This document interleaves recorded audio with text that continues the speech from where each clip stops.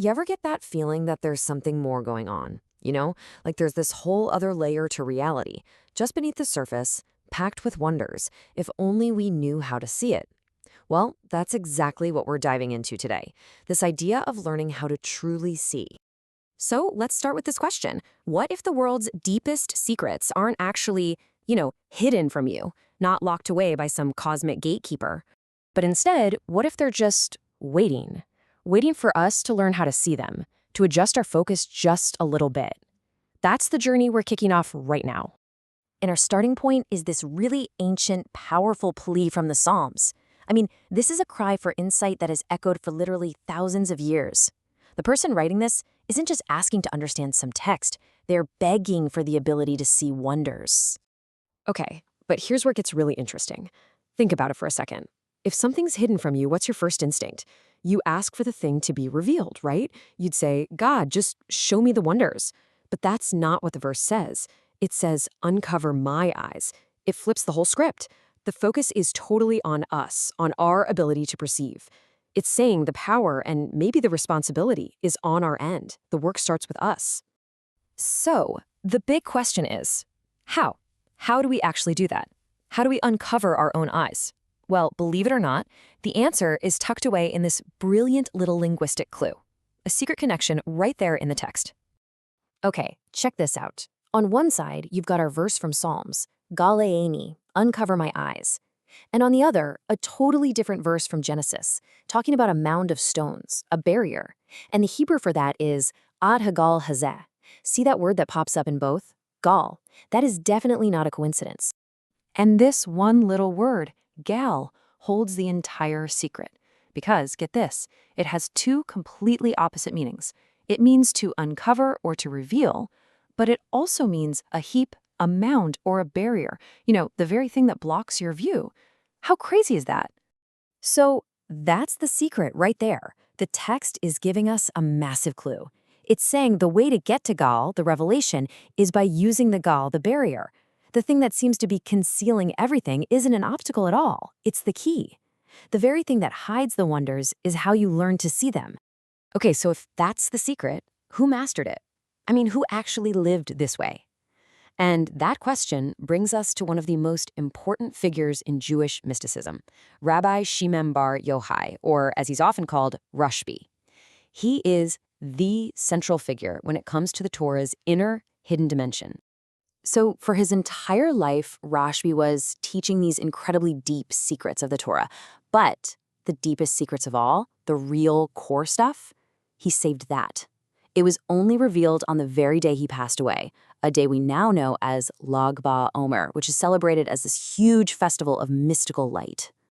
Now, to really get what he revealed, you gotta see the Torah the way mystics do. They see it like a person with all these different layers. So the stories you read, that's kind of like the clothing, the outer layer.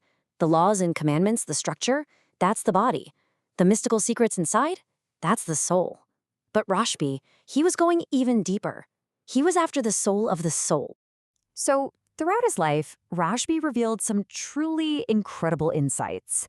But that absolute deepest level, the very essence of it all, yeah, that stayed hidden. So what he did teach publicly was what's called the soul of the Torah. This was already game-changing stuff, peeling back layers to see how the universe really works.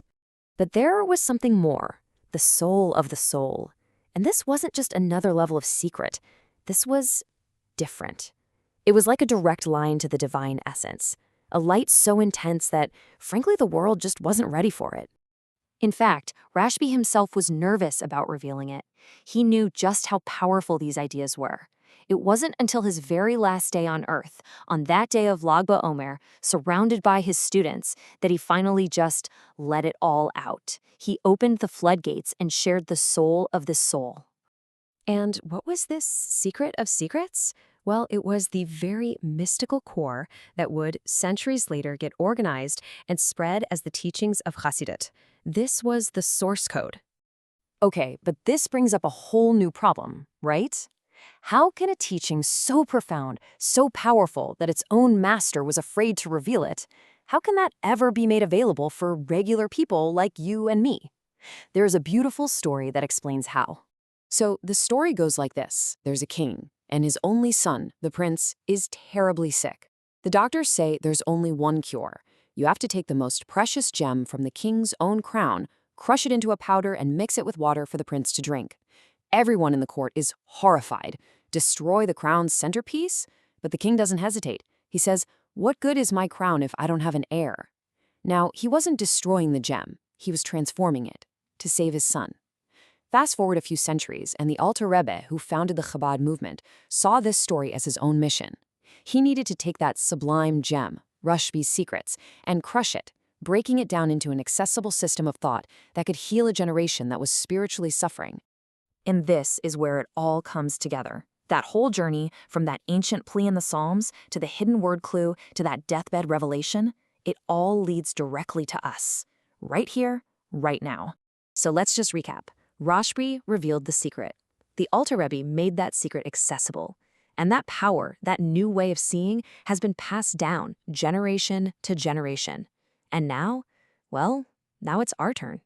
The final mission is ours. Think back to where we started. Uncover my eyes. See, the point is, we're not just sitting around waiting for some big revelation to come down from the sky. The tools have been given to us. The power has been passed down. The job now is for us to look at the barriers in our own lives and in the world around us, and realize they aren't obstacles. They're the very things we can use to see. So, the secret's out. The ability to see the wonders hiding in plain sight, that power has been passed all the way down through history, and now it's in our hands. So really, there's only one question left, and it's a personal one for each of us. Now that you know this, how are you going to choose to see the world?